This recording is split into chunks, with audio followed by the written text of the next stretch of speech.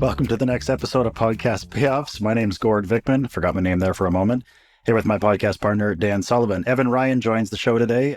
Evan is the founder of Teammate AI. He's the author of AI as Your Teammate.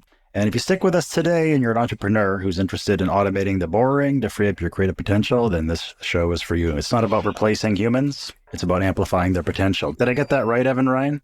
You absolutely did. Dan, the latest quarterly book is called Owning Technology Like a Great Dog, and I think this fits in wonderfully to the subject of AI. You can get a copy of that book, either the physical copy or the download on strategiccoach.com. Just click store, and it's there. Owning Technology Like a Great Dog. Dan, how do you own technology like a great dog, and why is that important? Yeah, well, it's really interesting because dogs are actually a technology, and I think because there was no species called dog. It was a collaboration between, at some point in the future, an enterprising wolf and an enterprising human being. From DNA, we know it happened twice. It happened once in Europe, and it happened once in Southeast Asia, because the dogs are genetically different, but both of them, it's wolf. The beginning DNA is wolf. Seems to me like a remarkable crossover, and they estimate it's been developing for 30,000 years. Everybody's got their favorite dog stories, but it's just the most unusual relationship between humans and another species. And there's inventories which indicate 150 different things that dogs can do in teamwork with human beings. Quite extraordinary stories. I got this, and you were nearby when I got this idea, Evan, because we were at A360 last March in California. You know, it's sort of a hype tsunami that comes from the stage, it's this constant hyping, and it keeps being talked about, well, technology is going to take over. And I always felt that it was a bit of a religion, the way that technology gets talked about in technology circles. Is that, boy, the faster we get past humanity and just get into the realm of machines, and, the smartest of us can actually fuse with machines, boy, that's going to be a great break for humanity. So the biggest break for humanity is when we get rid of humanity, and I found a little bit of a contradiction in the thinking there. So at a certain point, about halfway through the conference, I said, this is really silly. I said, there's a real silliness going on. And I said, why don't we just use the model of dogs and what we've done with dogs to sort of ground ourselves so that we can think about what our relationship should be with technology, okay?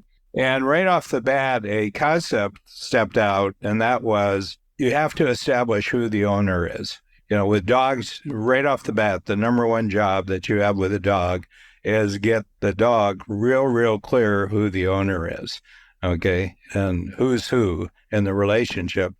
I've known people who have badly behaving dogs, and it's not a situation I would wish on anybody because it's just a very toxic thing that happens with the dogs, and oftentimes the dog is dispensed with, and which doesn't seem to me to be a preferred way of going about it.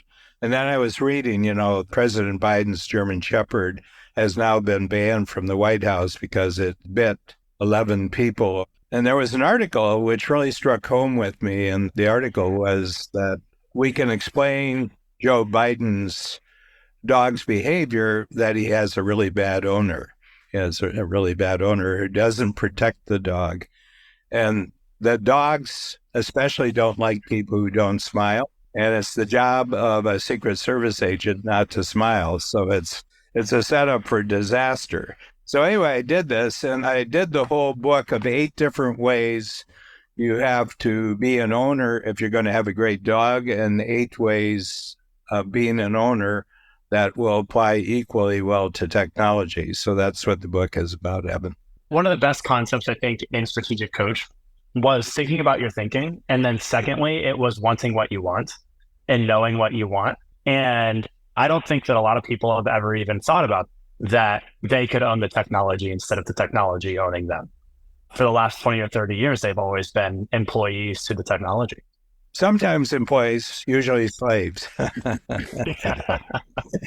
Yeah, I had a client, he was a free zone client, and he said, I've been feeling I'm looking at my cell phone too much.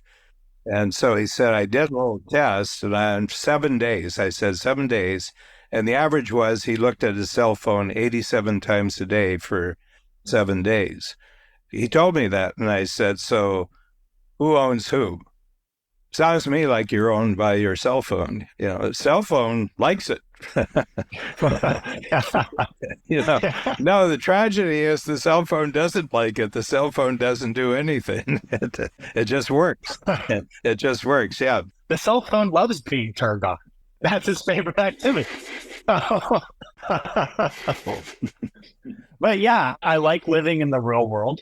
I like doing things and exploring and interacting with people and doing all sorts of creative stuff, the same sorts of stuff that I like to do when I had summer vacation when I was a kid and when I was in high school, when I would have free time in college or in my early professional life. What would I do if I had all the time in the world? I still like doing that stuff. And a lot of that times that stuff doesn't involve technology, or that doesn't involve my being an active participant in the technology. And I think that any technology that is giving me another job to do is something that is going to make me an axe murderer. So, Evan, what advice would you give for entrepreneurs then who see the technology around them much more like Biden's very bitey German Shepherd and not something that is being particularly helpful? Do they need to scale back? Do they need a who? Do they need to start eliminating things? Put yourself in that position where you're not using it efficiently. How do you crawl out from that swamp? Well, I think the first thing is knowing what you want. Mm-hmm. Like having a really crystal clear vision of what exactly is it that you want. Because it's very easy for a lot of people to say, oh, I want to use technology better, or I want to use it less, or I want to use it more, or whatever it might be. But having a really crystal clear vision of your future is the single most important aspect to making the technology work. You can properly wrap your mind around it, figure out how the tech fits into it. But if you're not somebody who can figure out how the tech fits into it, bring on somebody, work with somebody who can figure out how the technology makes your bigger future a reality, either at the pace that you want it to happen, faster or slower, but with good reason. Mm-hmm. Makes perfect sense. Evan, one of the frameworks of strategic coach is the 4 freedoms: freedom of time, freedom of money, freedom of relationship, and freedom of purpose. And it seems to me that this is the basis for being an entrepreneur, that at an early age, and I find more and more that it happened before 10 years old, that the person who takes an alternative route to their future, as opposed to studying like mad, getting educated like mad so you can get a good job, entrepreneurs at a certain age go into the marketplace itself and start working out, doing useful things that they can get paid for. My father was an entrepreneur, and I'm the only one in the family out of 7 children who went entrepreneurially, because the biggest thing is that really struck me that my dad could do what he wanted with his time, and he could make money the way that he wanted to make money, strictly from the standpoint of his direct value to other people. But if you use the 4 freedoms and sort of measure how you've progressed with artificial intelligence, commenting specifically on what it did to your time, what it did to your money, what it did to your relationships, and what it does to your central purpose, I think that would be an extraordinarily useful model for capturing just your response to this and sending out to all the strategic coach clients. I think when you listen to the tech industry and a lot of the tech companies are trying to use artificial intelligence to increase their freedom of money. They want to use AI to make money and to replace their relationships. We're going to have the AI do the relationship building instead. So you've got your chatbot, and you've got the AI that can make sales calls for you, and you've got your customer service AIs, and you've got your email AIs, and you've got all sorts of different AIs that are essentially outsourcing your relationship building, where the way that I use it is it's strictly saving time. The entirety of the purpose of AI is to increase my freedom of time. And then from there, I can be more creative or create more value in the marketplace with my team, and we can create more money and we can have better relationships. And the AI that save us more time can also save our customers more time. And so then our customers have more time and money to be able to create new relationships and expand their purpose. So a little bit about my lifestyle. I am a digital nomad. So my lovely girlfriend and I travel all around the world, and we live out of Airbnbs. And right now we're in Verona, Italy. But earlier this year, we were in Argentina. We've also spent time in Thailand and in Japan and in Singapore and in Great Britain. And we're able to do this because we have technology helping save us time, and we have great teamwork saving us time. And the technology enhances our great teamwork so that we can be able to live this kind of a lifestyle. And the rest of it, in terms of expanding our freedom of money, that is coming from great teamwork and great creativity. And then because of that, we can expand our freedom of relationships, and we can help our customers expand their freedom of relationships. So I think the way that people most often think about AI is, I'm going to use AI to make more money, or I'm going to use AI so that I don't have to do customer service, or I don't have to do sales, or I don't have to do whatever it might be. And I think that if you just think about using AI to save you time, the rest cascades. Yeah. One of the things I've observed with my relationship with technology in terms of being involved with Abundance 360, that so many of them don't have time. What I'm noticing, they're really pressed for time. When they're talking to you, they're also looking at their watch. But the other thing is that there seems to be a scarcity of money, in the sense that they don't bet on a new product, they bet on a new bet. In other words, there's a bet, and they want to be early into the bet so they can make the money from the bet, regardless of whether the product turns out or not. And the third thing I noticed is that their relationships, oftentimes they're not enjoying their third marriage more than the first two, but they're disappointed with their relationships that they're not more technology-like. That the relationships introduce them to all sorts of new unpredictable things, which they wish they could have predictability. And the purpose is to get to the singularity as fast as possible when the machines are in charge of everything. It seems to me that by focusing, as you said in your comments, Evan, by focusing just on the money part of it, they automatically do it at the price of time, relationship, and purpose. Yeah. And speaking specifically to the relationships for a second, I remember when Facebook was growing really fast, Mark Zuckerberg was interviewed, and the question that he was asked by the interviewer was something to the effect of, now that you don't write any code, what's it like to lead the fastest growing company in the world? And he said, actually, it's really hard because computers do exactly what you tell them to do, whether you told them right or wrong, and humans don't. And I think a lot of folks are chasing that predictability. I think there's also a bit of a casino in the chasing the money aspect of the freedom. And that's really where the rush is. Whereas if some of those folks were using AI to free up their time, I'm not sure if they would like what they experienced in that newfound free time. Mm-hmm.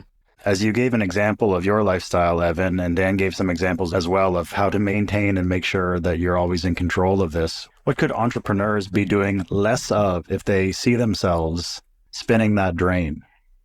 I think the first thing is to leave the status behind.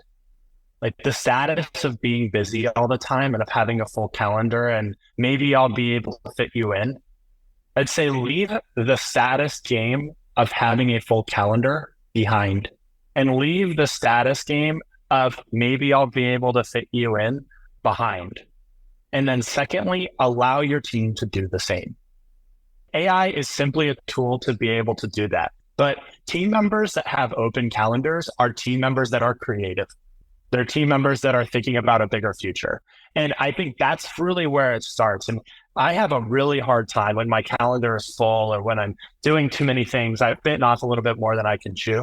I have a really hard time very crystal clear getting a vision of that future or of the future that I want to have. What my future looks like when I'm really busy is just more of the same. And so I think the first thing is just allow yourself to get rid of the busy calendar, allow yourself to create space for the free time. And then secondly, allow your team to do that. And they will probably take the reins and guide you from there. Mm-hmm. It's a new world. I do a lot of historical studying. I'm a bit of a history buff. And I was trying to imagine what life was like in the century after Gutenberg came out with mass printing. A number of things that really fell out of it was really interesting was that there was a conceptual difficulty. People had a conceptual difficulty because all books had been one-offs before Gutenberg. And then all of a sudden, all the books were just alike. And there's a story that Gutenberg, among his early customers, had like bishops. And these are individuals who over their lifetime had written a lot of sermons. And this one bishop, apparently, this may be an apocryphal story, but it makes the point. He had Gutenberg set a number of his sermons into a typeset into a book. And then he asked to have 100 copies printed off, and, he was paid for it and everything else. But Gutenberg gave him a deal because he felt that if the bishop bought into this, then the bishop had influence and he would get a lot of referrals. So he sent the box, the container of 100 books over. And then he expected, within a short period of time, he would get feedback from the bishop, or at least someone from the bishop's office would say, he really, really likes it. It went by a week, and then it was a month. It got to about 3 months, and he hadn't heard word back yet. Nothing bad, but he hadn't heard anything at all. And finally, he made discreet inquiries, about what had happened. And one of the bishop's assistants came to Gutenberg, and he said, he's only proofread 90 of them so far, so could you wait another couple of weeks? So the whole point, there wasn't a conceptual understanding of what this was. In other words, that he didn't understand. I think the AI thing is presenting with most people with the same sort of conceptual chasm, that they have to take a leap over a chasm with what you're doing. They don't understand. And this is a dimension higher than printing because in a certain sense, it's sort of one-dimensional, but this is multidimensional. It's as many dimensions as you want. And to normalize that, I think, requires an extraordinary enlargement of your brain power. Well, I think to add on to that, first, I didn't know that story. That's hysterical. To people who don't understand how software works, software is magic. And then to people who don't understand how software works, AI is like magic times 1,000, or it seems like it's magic times 1,000,000. It's really not. But I think that level of complexity, or that level kind of like grandioseness overwhelms people's brains. And instead of saying, okay, how do we figure this out? How do we deal with it? It almost just creates a shutdown where you end up proofreading the first 90 copies, but not the last 10. Yes. Yeah. Well, one of the things, because we have, personally, I've got a couple of projects that I'm working on. So Joe Stolte is a coach member who's created a thing, and it's AI newsletter. Okay. Every 2 weeks, a newsletter is sent out. I don't know who's sending what here, but the newsletter, first of all, they asked me for my thought leaders. So I had a lot of people that I recommended. And I made about half of them coach members, who do really interesting thinking. They have good blogs. It came back, and I'm told that in the newsletter business, that if you get a 30% open rate, you're really at the top of the game. And our first newsletter came back with statistics, and we had a 56% open rate. Okay. That was on the first issue, was 56%. Second was 63, third one was 69, fourth one was 75. And then probably the last 5 issues, we've had a 93 open rate, an 85 open rate. And then it grades all the articles. So it usually has about 7 or 8 articles. And what it really strikes me, I told Joe this, and I did a triple play for him on what I thought he was doing, a triple play being a key coach tool. And he came back and he says, you just opened my future. He said, what you revealed to me about what I'm doing. And I said, I think what you're creating is everybody's marketing director and strategist in a newsletter, because the information is sending back, telling you exactly the kind of information that gets opened most readily, what the click-through rate is. They grade each of the articles.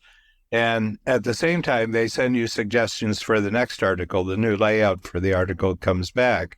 And we would never do such a newsletter because the time consumption in our staff would be so great. But basically, the director inside our company who handles this said, this is the new issue. What do you think? And most of my contribution has been graphic style issues. I said, it's kind of wonky the way this looks and everything else. So I say, this has got to be changed. I really don't like the way this is laid out. And they didn't put the person's name in the article, at the lead of it. And I says, humans like names, especially if it's your name. You like to see your name, So I made all sorts of style suggestions. And Joe said that whenever they get an email that's got Dan's style suggestions, they said, we stop everything saying, this is really good stuff. Let's include this in all of our newsletters and everything like that. But the other thing is that our newsletter is the most quoted of another 120 I think it's 120 newsletters that our newsletter is most referenced. So it's told me a lot. I'm just telling you this of what do you think about this, because I'm learning an immense amount about how the newsletter changes its mind every 2 weeks.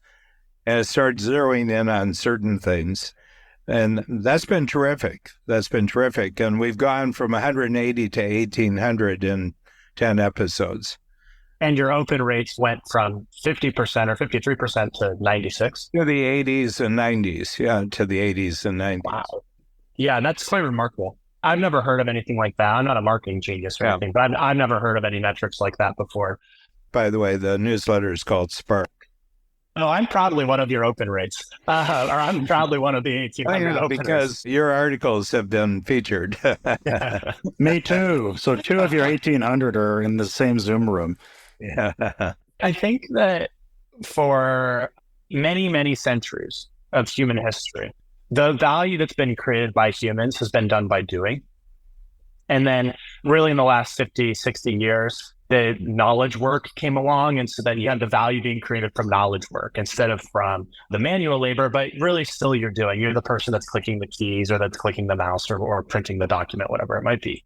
And what I think is kind of like the really key differentiator here is what your role was, which was to say, I like this, I don't like this. I want it to be more like this, and like really having clarity around what you want. And then those little bits of creativity, instead of needing to have a human going in and reading all the metrics and guessing what do we think is working, what do we think it's not working. And then we're going to run another experiment. And then at some point, the human's having a bad day. And so they don't read the metrics properly, but that sets you back a month. And so I think that it's a redefinition of what most people think to be creativity is. And what most people think to be the real size and scope of their unique ability is, and how kind of potent their unique ability can be. I also think that there's an incoming mindset shift that a lot of entrepreneurs, I think, especially strategic entrepreneurs have, but a lot of other folks don't, which is the difference between the way that a lion and a deer eat. The lion is like sprint rest, and the deer is constantly grazing. So versus like creating massive amounts of value in very short decisions versus constantly like punching the clock and doing 8 hours or 10 hours in a day. So I think that the big thing there is how big of an impact artificial intelligence can have in the intelligence and in the decision making. Yeah. Just to add to your analogy there, lions will eat deers, but deers won't eat lions. And one other thing I'll add there is the difference between what you did and what the AI is doing. When the AI is deciding we're going to do more of these topics, less of these topics, versus humans really like names. That's a difference that I think is really important. So it's called artificial intelligence for a reason, because we're consuming data about open rates and where people are clicking and all sorts of stuff like that. And then we're making a decision for the future versus artificial wisdom, which isn't a name. Yeah. The wisdom is saying humans like names, but the intelligence is saying people like clicking on this. Yeah. Yeah. I created a little acronym about how we get input, and it's called DIKW. The data is one way we get input, which has instant perishability. If you look at the big board, the stock market, those prices, Howard Getson was saying that the average length of time of a price on the big board in the New York Stock Exchange, it's about 13 seconds, because the buying and selling is going on all the time. And then there's information, and information is packaged data, is that you put a lot of data together to the point where there's a message to it, a more major message. And it's probably the information shelf life might be a couple of days, might be a week. And then DI, data, information, and then knowledge is K. And K is got possibly, used to have quite a long shelf life, but now the knowledge may be a month, might be a quarter. And in every profession, knowledge that used to last for their career when they got a degree or whether they got their professional accreditation, its half-life has already been reached from the time that they get their credential till they go out to the first month of actually doing business. The shelf life has decreased. Then there's a huge jump and gap, and you just pointed to it, Evan. Wisdom, and wisdom is knowledge that is timeless. It's timeless knowledge. Okay. Would you say that if humans are going to be successful in the teamwork with AI, your safest bet is to be wise? Yeah. I think that's the safest bet in many aspects of life. There's a reason we still quote Aristotle. Yeah. I think it's generally true, but I get a feeling we're being pushed towards a cliff. Yeah. And we're going to find out whether we can fly or not. Yeah. Yeah. I have a sneaking suspicion that a certain number of new ideas, a certain degree of creativity comes from wisdom and not from knowledge or from information. Yeah. It's the innate ability to know what to do or to try a new experiment. So yeah, I would say the cliff is rapidly approaching if you're somebody who makes their living solely based off of information. Yeah, it really strikes me how eagles teach their little chicks how to fly. Do you know that? They just push them off. They just throw them out of the nest. The ones that don't hit the ground, they can fly. There's a hard-headedness about that, but I mean, humans go through the same thing. I was just noticing reactions to sudden, unexpected world events like the COVID, and how some people, I just thrived on COVID. I mean, I remember doing 10 times calls, free zone calls, the Zoom calls that we do, the 2-hour sessions, and people would say, I don't say this outside, but I hope this doesn't end too soon. I'm having such a good time. You know? Now, and then there's other people who just hit a wall. We had a 40% drop off in our client base during COVID. I think about probably 30 of the 40 came back, but a lot of them said, you know, I just packed it in. I just couldn't deal with this. And it's not just one factor, but it was a multitude of factors. I say that history is simply the record of everything we didn't expect. We don't write about things we expected. No, we don't write that the population ate lunch today. Yeah. And I think we're in for tumultuous times. But I think this has introduced a new factor of unpredictability into human affairs. Not that people have a sense that AI is doing this, but there's unpredictability that's happening because other humans have access to AI. The old world before AI was relatively predictable at the pace at which it was going to change or kind of affect your life. And I think now that the cost of acquiring information or the cost of knowledge has gone down quite sizably, the pace at which different things can affect your life got shortened. Yeah. Or the timeline at which different things can affect your life got shortened quite a bit. So now I think the big question for a lot of people is what's timeless, or like what's not going to change, or what are the things that we can count on for the future, no matter kind of how things are changing around me. Yeah. So I have a question for you, and this is probably a good wrap-up conversation here, Evan. In my thesis of owning technology like a great dog. So if you look at where you are right now and you say, what do I own about this technological realm and what don't I own it? And what I mean by own is you have a sense of ownership that, I'm kind of in charge. So the subhead for the book is always remember you're in charge. Where are the challenges to you being in charge? Anytime the technology is placing an artificial restriction on my life or on my business. And that restriction can be as simple as it's difficult for me to use it, or as, in my opinion, important as I can't get my data out of this piece of technology. The company that I'm using owns my data. I don't own my data. And one of the things that I'm really excited about is it seems like AI in general is the first thing that is going to happen with AI is actually that software developers feel some pain from AI. And I think that the cost of building software and building AIs or building automations or whatever it might be, building tools to help your business or help your business or your life run better is going to fall dramatically. I think that it will be one of the single greatest disruptive forces of the next 10 years. As a sidebar, I don't really understand why the first thing that software developers tried to do was automate their own job away.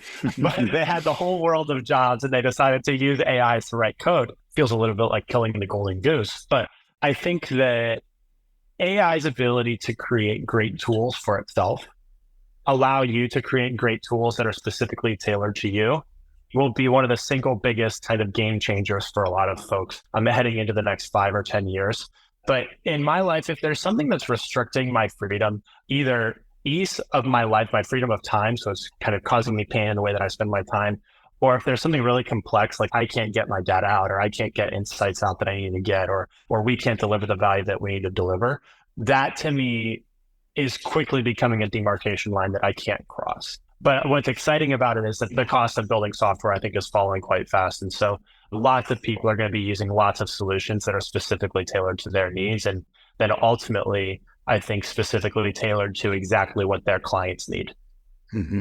When I first went to a conference where Ray Kurzweil was talking about his singularity, he was saying, we're within a decade at that time, 2 decades where technology is going to be more intelligent than humans.